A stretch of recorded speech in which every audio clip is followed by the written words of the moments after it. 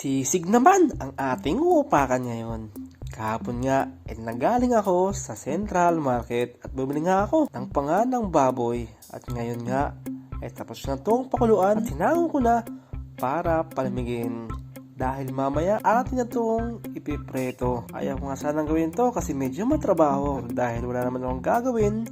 Kaya i-go natin to. Saka namimiss ko na rin ang sisig. Habang pinalalamig ko nga, nagbe-blender naman ako ng atay ng manok para gamitin sa special sauce natin. Tatry ko nga gawin dito sa Europe yung mga kanto sisig dyan sa Pinas. Bali mamaya nga ay per order ang ating gagawin para sure na mainit pa ito. Nilagyan ko na lang nito ng mga iba pang palasa at sinama ko na rin yung mayonnaise na binili ko. So guys, ito yung ating sauce sa sisig. Grabe, napakasarap. First time gumawa ng ganito masarap na sauce ng sisig. Hindi sa bubuhat ng bangko. Ang sarap talaga, tinikman ko na kanina. So at nang isa talin sa lagayan. Fast forward na nga natin. Dito nga ako natagalan sa pagtatadtad. Kahit ibang mga sisigan, ito talaga ang matrabaho at inaayawan. Pero pagtapos naman ito, ay napakadali nang lutuin dahil lahat ay nakaprepare na. Bali habang natapos ko nga yung huling salang, ay nag-toasted naman ako ng garlic na aking gagamitin para sa java rice na aking ipapares sa sisig natin. At pagtapos, ito naman ang aswete para pampakulay sa java rice na ating gagawin. At matapos ko nga ma-prepare ang lahat, ay nagsampul muna ako para may maisin ako dito sa aming group chat. At nang sasampulan muna bago natin ipo sa ating group chat. Isang cup lang itong ating sisig. Para pare-parehas. Walang lamangan. Isang cup. Loads na yan. At nalagyan ng butter itong ating kawali. Okay.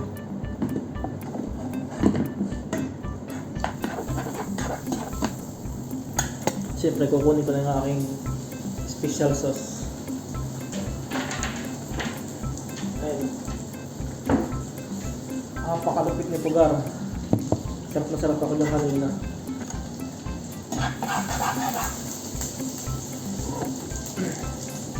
Ito na, yung ating gamit. Yan. Yan, sili, sibuyas, sisig. So, simulan natin yan.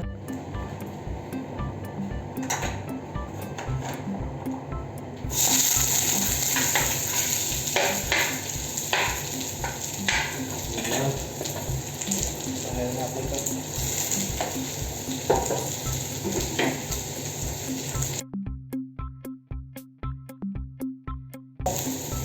Huwag natin nilagyan ng special sauce natin.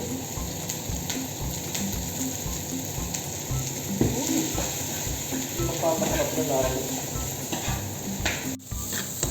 Mga sisig kanto. Ganito yun, sisig kanto. Tapos ito.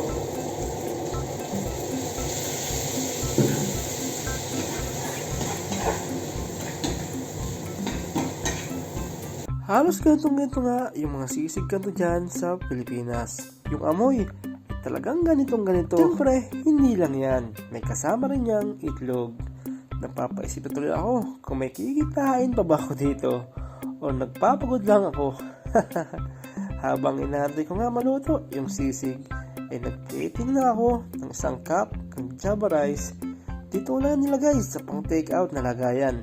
At pagkatapos, ay ilalagay ko na rin ang ating sisig na hindi pang malakasan, pang kanto-kanto lang.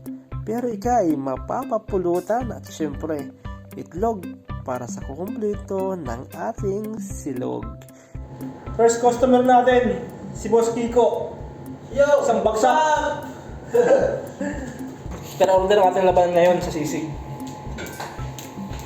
At after natin maluto at mag-plating ang ating sisig, ay atin nang i-share sa ating mga ka-group chat dito sa ating mga kaubayan para kanila ding matimusan. Pagkatapos nga ng unang customer natin, ay nagsunod-sunod na ang luto natin. Panalo sa plating. Mukhang mapapa-extra rice ang kakain. Tamang flex muna, kaya ang gandang tingnan. Kaya yung lasa naman, ang ating susubukan. Atin naman titikman yung ating luto. Yung panalo. Mukhang hindi tayo papahiya. Third customer natin. Uy! Oy! Bossing! Thank you, pre. Nakagawa nga ako ng 11 orders. Ang binta ko ay 1.6 per order, kaya nakabenta ako ng 17,600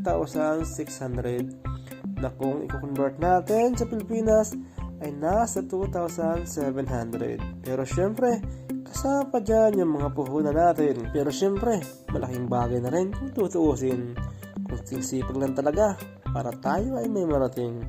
So paano? Hanggang dito na lang ulit ang video natin. At kung bago ka lang dito, baka pwedeng pa-subscribe naman ng ating channel. Thank you. Maraming salamat. Mabuhay po tayong lahat.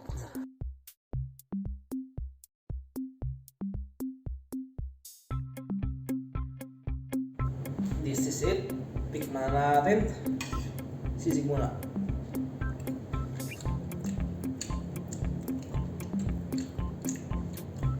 Sarap. Java rice.